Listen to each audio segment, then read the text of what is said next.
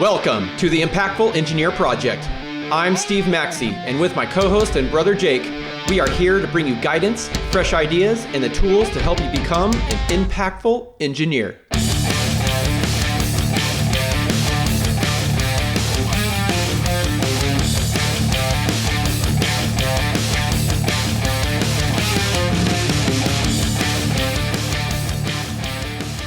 Today on the Impactful Engineer, I am here with my brother Jake for an authentic conversation around engineering and personal development. Our goal is to create an environment for career excellence targeted toward engineering professionals. We believe that being open about what we've learned in our own careers will benefit others in their unique journey of engineering. Ultimately, we want people to have fulfilled careers and be inspired to become the best versions of themselves. Today, I'd like to bring up another contested subject between many engineers that I've met, and that is the now more common trend of job hopping every 2 to 3 years versus the classical career company role. We'll also touch on the concept of aggressive patience and how it relates to shorter company tenures. So, Jacob, I've been reviewing tons of resumes over the past couple of years, and what has really stood out is the lack of long tenure for most engineers who have had 10 or less years of experience. Typically, I've seen 2 years between jobs, give or take a year even, lots of single year job hoppings. And many are chalked up to the movements related to the lockdowns in 2020, but quite honestly, this trend started much earlier than that. And the main effect of this rapid movement from a hiring manager's perspective is the candidate has few opportunities to make an impact in each role. And that makes it much more difficult to stand out in the crowd when I'm going through all these resumes. What do you think of that? Yeah, as you're talking through your points there, I started to think about, I think they have more options today, of course, and they're braver in the respect that they can move from job to job and it won't be detrimental or so risky to them. Whereas the classical sense was get in, do a great job, move up over a longer time horizon, secure your retirement, and be safe. And that was the route. Contribute to your 401k, stay with the company, create that tenure. Interesting. Yeah. So do you think it might correlate more along the lines of when pensions went away and the 401k became the more norm because it's transferable between companies, and now it opened up that realm of being able to continually add to a 401k and you wouldn't lose a pension? Like, do you think that's kind of one of the more main driving factors of that? I don't know if it's the main driving factor because I haven't dived deep into that. Mm-hmm. I haven't really thought a lot really about the why behind it. I think just stating what I've seen or read as the very high level trends, and then just thinking back logically about how things used to be. Yeah. So I would say how things used to be was a strong pull towards staying in one place and growing your expertise and then retiring. Your point about pensions turning into 401ks and whatever other benefits there would be that have become more flexible, like you stated, I'm not quite sure. Yeah. But I think that it's definitely more normal now for people to jump from job to job. Now, that could be for many reasons. And I think where I want to go first with this, and this might tie into where you're thinking we should go to, is that I want to talk about maybe some of the strategies, tips, and tactics around maybe job hopping versus not job hopping. And then we can discuss maybe more of the why and the reasons for when you should make the decision to hop. Does that make sense? Yeah. Yeah, no, definitely. Yeah, on that, it's an observation that I've really made is, newer engineers that are coming right out of school, they feel that they need to, get massive raises or massive promotions like very, very quickly, right? Like within a year, within 2 years. And I think a lot of that rapid movement, especially earlier on in their careers, is tied to that. They're not seeing those jumps, and so they carry the mentality of to get the jump, I have to move to a different company, to leave one organization to another to get that huge salary boost, and even maybe if a title increase is involved with that as well. But I And you're think it. and Go you're ahead. saying that that possibly leads to a perception from the hiring manager's view that Yes. this person hasn't made as big an impact or gotten to a certain place in their career, and that perhaps they've shot themselves in the foot by doing that. Or what are Yeah. you talking about, the risk of bringing someone like that on, and the challenges you would face at that Yeah. point? So yeah, from a hiring manager perspective, like what you're saying, right? They have very few opportunities to make an impact in each one of those roles, right? Because it takes 6 months, maybe even a year to really become effective in the role, and then you only have a year left to try to make some significant contributions to the organization. Um, And early and on, you haven't even learned how to do that. Exactly. Yeah. And so, and the other thing is just the risk of bringing them on, right? Because you're like, well, I'm going to invest in this person coming on the team, with education on how we do things, getting them up to speed, and then they're just going to leave again, and then it creates that continuous cycle.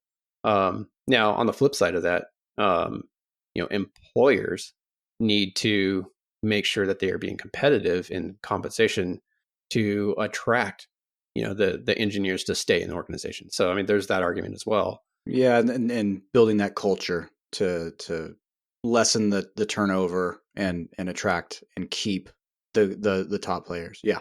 Yeah, yeah, exactly. Now, with all that said, I don't want people to think that I'm not encouraging the drive for massive growth, right? Because that's what we're all about is to be very successful in your career and to push really hard. But to have massive growth, you have to have massive results, and And that takes a little time to figure out. and does that equate to going to the decision to leave the company you're at Yeah, and then leave the precisely. next one and then leave the next one? Yeah, Yeah, let's talk about that line. Maybe some pros and cons. Personally, I've moved three companies, I've been at three companies. I have that. I had the worry that, man, I'm going to start over again because I never quite made it to the level where I had proven track record of what I was capable of, and I'm moving again. So for me, it was really want to find the place I belong and that I fit the most, and it was worth it to me to continually start over and have to prove myself again. And I guess maybe two moves is not. I got pretty lucky. The current company I work for I think, is that place. So great. I'm sure people have moved more than that. But when I was making those decisions, one was I'm moving for unrelated reasons, but then the next one was I'm moving because I've got to get out of this situation I'm in, and I get that I'm going to start over. And that gets tiresome. Uh, I could see that being a big hurdle because you do yeah, got to prove yourself again. yeah. And I'm one to talk really because I've had many jobs that were low duration, right? I think I have two that were about a year, and a couple that are about 2 years. So, I've been there too. It's I'm guilty as charged. But going back to massive growth takes some time. That's the definition of aggressive patience, right? So, you need to be aggressive in the work that you are doing to make leadership take notice of the impact that you're giving to the organization. But that notice will take some time, and it takes time to get those results. So you have to be patient in to reap the rewards of your effort, but you need to be aggressive in providing that value and in the effort of the work that you're doing. Yeah. So let's take all that stuff we said before about maybe the uh, our perception of job hopping. Let's just put it to the side for a second. Let's talk about aggressive patience. It Yeah, does tie in, but now we're really going to lean into what this means and what you can do every day to apply it. And you're right on.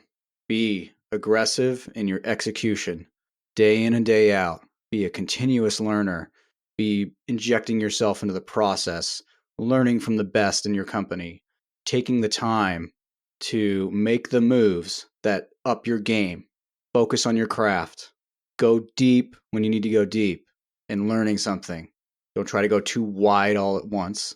Create a niche, go deep, learn, build a foundation, go to the next thing, be aggressive.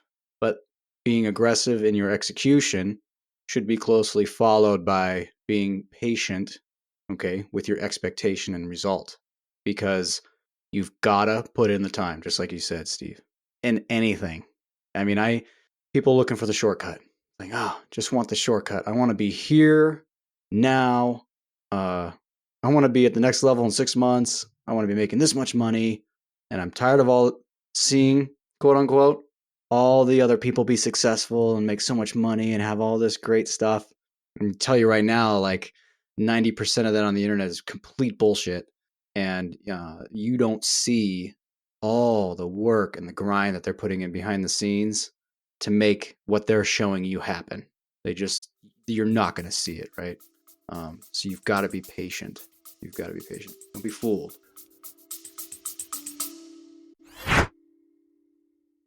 Hey, my fellow impactful engineers. If there's one thing that you could do to help out this community, it's to keep listening to the podcast, but also, if you found value in it, to share it with one person, give us a 5-star review, or even leave a text review. It'll only take a few seconds of your time. Find that person that you think could enjoy some of this or learn from it, and pass on the good word. Now back to the show.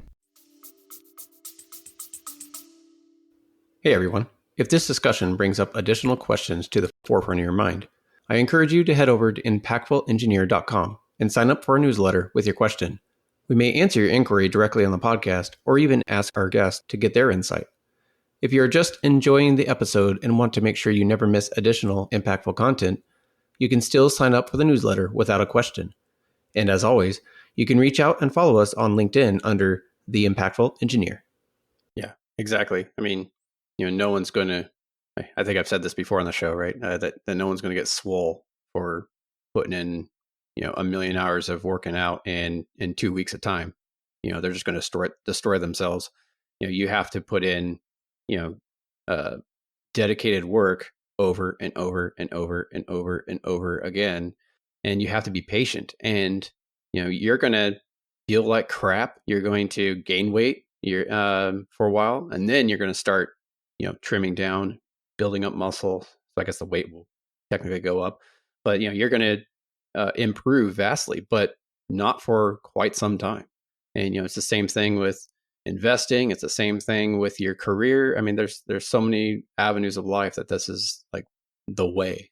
Can't tell you how many conversations I've had where, because I'm not as like quote unquote fit as I used to be, but I'm pretty fit, you know. But so people ask me questions about it, and I am so tired of having the conversation around how to get fit. Just to be honest, because it's really simple. You eat less shit and you move more for a long freaking time. Then you're gonna be fit, right? It's very basic. We could talk all day long about all the different strategies and all these things that you got to do and think about, which is great. You should be talking to somebody or a coach or something and move your way through it, but it's very simple. And if someone comes to you and goes, man, I tried for 2 weeks to fast and it's just not working. And it's like 2 weeks, try 5 years without ever messing up. Then come back to me and say that doesn't work. Okay. Yeah, you get the point. Yeah. The definition of aggressive patience.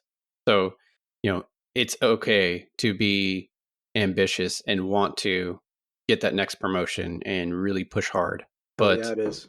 Go do it. I mean, we encourage it, right? That's what we want you to do, but you have to be patient to see those results. Don't let someone telling you that you have to be patient be the indicator that you need to get out, because you're just letting your aggressiveness spill over and start being a hindrance to your progression through your career. Now, if that you've got to be patient is layered with, oh, well, I've heard that for the last 5 years in a row. Sooner than that, probably for the last 2 years in a row, it's all I've heard, and we've made no progress, then sure, start thinking about it. But normally people will take that message too soon. Like, oh, be patient. And it's the first time you've heard it, and it's been 3 months since you've been there, and you're like, fuck this, be patient, my ass. I've been working my butt off. It's like, dude, 3 months. It takes 3 months for someone to figure out that you even got half of what it takes to get to the next level, and for them to take the risk on you, to even have an inkling that you're ready for the next step. That's 3 months. Yeah, because you're putting in that work every day, but the 3 layers of management above you sees you one day every 2 weeks, right? So their perception is they have such a small, tiny little sample size to build that perception. So that's why you have to do it in volume, so that way every single time that they see you, they know that you're kicking ass. That's right. Up the volume, lower the expectation, and have some patience. I would remove the expectation completely. That's what I've done. It just helps me move faster. It's not that I don't read the outputs and then take them back, reflect on them, and make moves based on what I'm seeing. That's not what I'm saying. I'm saying I don't have any expectation about where I'm going to be or who's going to give me that next role or promotion on my timeline. There's no expectation of that. I'm going to be aggressive as hell. I'm going to make the moves to get where I want to go. And I have a good idea, and I'm talking to the people that I think are important to talk to and share that vision with. But I'm not layering over the top of them my expectation of what I think they should do, because it just ends in disappointment every single time. And it actually gets in your way. Yeah. It's really live to provide the value to the organization and to accomplish the projects that you're working on, not to obtain your objective of that promotion. And I mean, you and I've heard this a lot from a lot of the business podcasts that we've listened to in the past, right? Where when they're chasing the money in their business, they'll see some growth, but they plateau. And when they switch that mindset to providing value to the customer, that's when the money comes naturally, because they are providing so much value that customers won't even consider going other places. They will just go to you because there's so much value packed in their experience. So it's the same thing with you and your organization. Yep. And I think what you're saying is that make it unreasonable that when the promotion comes around, that it's not given to you.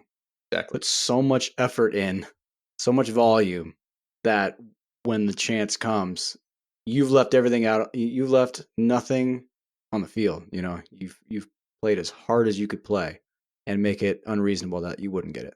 And then if you don't get it, maybe start thinking about, hey, did I put everything I had out there? And if I did, then maybe you start thinking about making a move. So on that, Jake, we should move on to why someone may want to exit and when it is a good thing. So what are your thoughts on that? Yeah. Okay. Great. Let's come out of the aggressive patience land and talk about that. I do have a lot to say on it. So growth opportunities, one, of course. Be careful in how you evaluate what growth opportunities are and how they exist in the business that you're in. For engineers, there's a whole wide array of what growth opportunities will look like. So you're just going to have to start being aware of what is your company's strategy for moving people up. What do they do when they open a new office? Do they move people and promote them and put them in charge? Do they hire everyone for that office move and no one that's in the company goes? These are things you should be looking for. When they've decided that it's a growth year and they are making moves to increase revenues and take advantage of what they see the market doing, and they're kicking butt on sales, everything's coming in, what moves do they make? What opportunities are they giving other people in the organization? A 6-month period might not give you a lot of insight into that, but you can always ask. You can always talk to people about how it's gone for them, the ones that have been there long. So if you see no growth opportunity, figure out if it's true. And if it's true, then I would say that's time to start looking elsewhere. There are plenty of companies out there that are growing. And I would say that's one perfectly acceptable reason to move on. What do you think about the growth opportunity?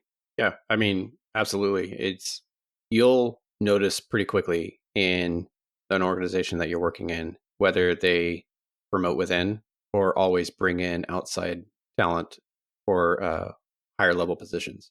And that's a pretty good indicator if you're going to have a long and fruitful career path. Now, sometimes companies do have to bring in outside talent because there's no one qualified at that moment for the role. But largely, you'll see a trend, right? You'll see people who work in the warehouse get promoted to supervisor roles. You'll see younger engineers be promoted to senior engineers, staff engineers, and then move up maybe into management or higher level technical leads. You'll see that progression overall. Now, if you don't see that ever, and it's always bringing in people from the outside to fill those higher levels, then that's when you have to start to ask the question. Yeah, and there would be associated turnover at the lower level. Yes. Yeah, it'll be blatantly clear. I would say the next thing is you really just aren't into the work. So then no matter what, you aren't into the work, none of this applies. How can you be aggressively patient in something that you don't care about? You can't. Mm-hmm. Yeah, absolutely. That is the very shortest tenure that I've ever had was because of this. I was just not into the work. I actually chased it for the money, right? This is when I made that big mistake of leaving for just the money, knowing that it was not a type of work that I was super excited about, but I just wanted that big paycheck. And I went in and realized like, wow, this really sucks. And so I immediately started looking elsewhere. So, that was, I think it was like 9 months at that place. Great organization, great culture, just wasn't for me, like the type of work that they were doing. And that's perfectly okay. Yep. The only thing that I could think of that I would do if I was chasing money, this is interesting. I just kind of thought about this. If it was in my plan and it long term and the money moved me closer towards that ultimate vision faster than anything else. So say, I don't know, I talk with my buddy at work all the time about starting a pizza truck. Say my long-term vision was to gain a little financial freedom, or at least maybe 2 years worth of expenses plus the business expenses to start it and get it up and running. And then I would quit and do pizza trucks.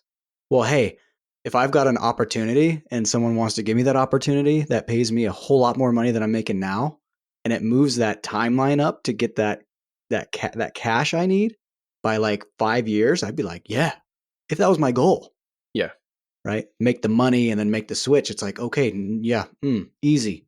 I could suffer for a couple of years knowing that I'm going to make enough money to get the hell out in 2 years. Oh, dude, if I had that North Star, I'd be like money, money, money, and I wouldn't care about what was happening. Like you could put all the pressure you want on me and just pay me the money and I'm out. That'd be a great like little investment on my part. But that's really the only time I would put money first. I always put new opportunities and growth and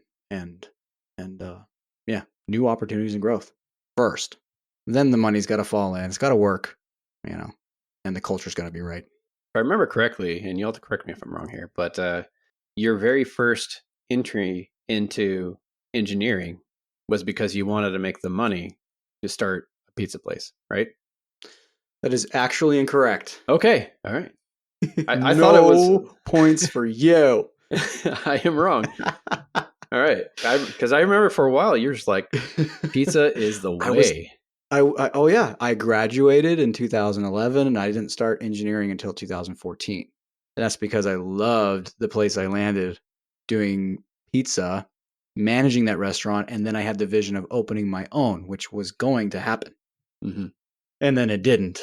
And partially because, I was a scared young kid with a growing family. And if I knew what I know now, I would have dove right in. That would have been fun. But I was scared. I didn't have the perspective and the skills that I have now, of course. But yeah, it was kind of the other way. I took a huge pay cut to get into engineering in the small town that I'm from, because it was better for the family. It was better for the development of my wife's career. The dream job that she wanted was back home, and I supported her in that. And when the family started, I wanted to have a nice, stable job, and I knew that restaurants were going to be crazy fun, but maybe not a fit with the kind of dad and the kind of life I wanted to have, So I thought. Right now, I could have dude. I think I could raise a great family with the restaurant, man. I have them up there running the cash register. We'd be hanging out, like rolling dough balls for me, like taking orders. That'd be great. But yeah, I stand corrected. That was a long time ago. Yeah, it was a long time ago. I forgive you. Yeah, this time. All right. So anyway, is there anything else to say about? I mean, aggressive patient. I think we hit that pretty hard. Move, do, make, kill it. Okay, but have a little bit of patience. Why to leave? Growth opportunities. You really just aren't into the work. There's a million other things. Why you would leave, but like on purpose, like making a move. Definitely chase those growth opportunities. Love those. Don't make it all about the money. The money will come once you have the extreme set of skills and you're very good at it and you have a proven track record. I can promise you the money will be there. Yeah. And I mean, do you have anything else to say on that track, Steve? Nope. You pretty much covered it all. And I think we hit all the main topics that we wanted to touch on today. Very good. Very good. And of course, there's a million things in context and different points to make and dichotomies. And we want to hear all of that from you guys. It's very easy to just whip up the email and type something out or hit us up on LinkedIn. The one thing I wanted to leave you guys with to make sure that I say is that there is a gestation period, in the company that you're working for. And I just want to hit that again. And this has to do with the patience. It just takes time.